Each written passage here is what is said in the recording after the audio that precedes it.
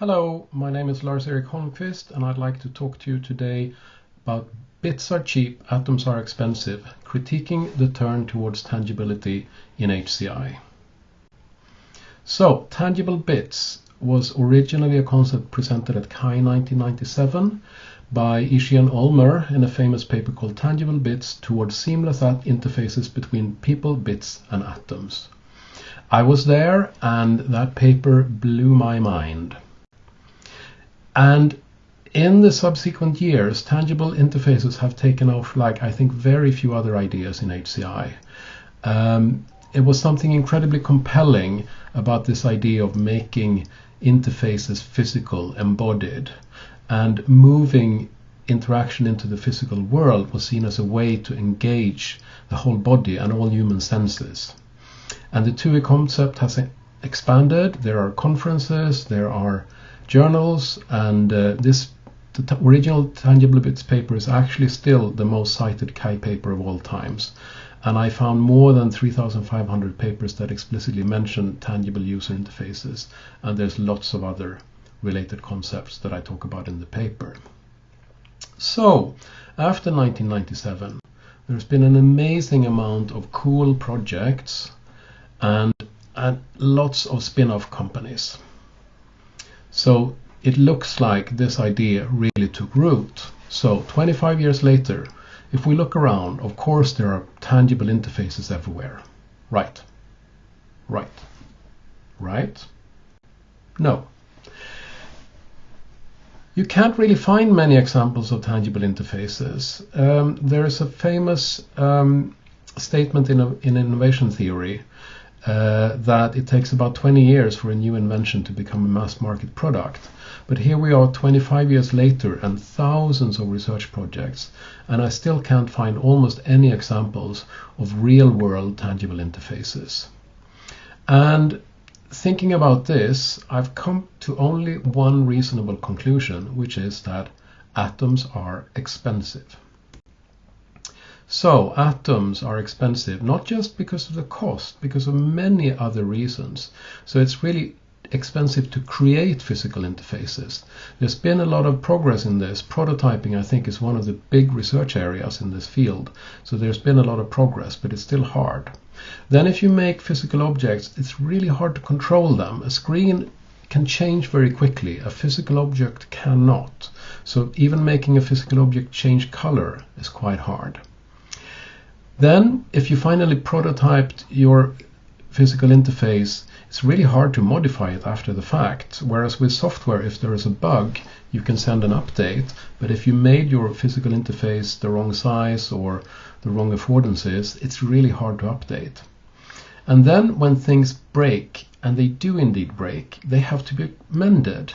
And that takes a lot of time. It's not, again, you can't send an update. You have to actually physically be there. And even if you've gone through all this, if you want more than one of these, you have to mass market them. You have to make hundreds or thousands or even hundreds of thousands. This is a large-scale manufacturing problem. And finally, once you have your 100,000 devices, you have to put them in boxes, put those boxes in lorries, send them out around the world, which is also very expensive. If you contrast this with bits, they're almost exactly the opposite. So every point here, bits are cheap. And this means, it doesn't mean that atoms are bad. It doesn't mean that physical interfaces are bad. It just means that if you do the cost-benefit analysis, bits will almost always win. So we have to understand that the cost of atoms is prohibitively high in most cases. And this is also a matter for the environment, even though there's a lot of discussion on how server farms and so on are bad for the environment. Thousands and thousands of small tangible devices with batteries and processors and circuit boards is going to be a disaster for the environment. So tangible interfaces are also inherently unsustainable. So what I think we should do is really take a step back and think about why we like physical, tangible, embodied interfaces and what we want to get out of them. So my approach to this is that I think we need a new platform. If you look at the personal computer, the smartphone and so on, they're platforms where bits can live. So instead of creating a new form of hardware every time, you get one piece of hardware and you can run all kinds of software on it.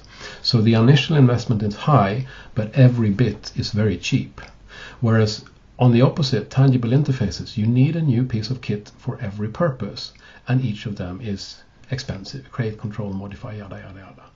So what is the platform that can combine the advantages of bits and atoms? And I can already say I don't have the complete answer to this, but I have some ideas. So my vision is called liberated pixels. I like pixels because they can be everything, they can do everything, and they are exactly the opposite of atoms when it comes to the cost benefits.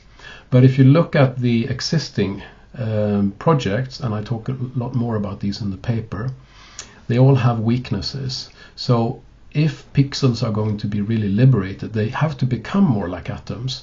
That means that they have to be perceivable by everybody without wearing a headset or something else silly. They have to be addressable, which means that they need a fixed position in the real world. And finally, they have to be consistent. They have to stay put in the world that we live in. And this is a big research project that is only in the beginning stages because it requires completely new ideas in hardware and software and interaction. So, to summarize, atoms are, any way you look at it, they are more expensive than bits.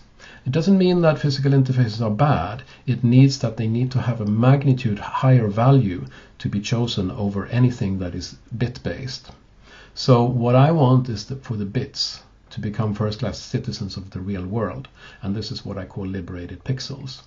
And that would mean that we could make the bits do the job that we currently ask of these expensive atoms, and thus create embodied interfaces without the associated cost.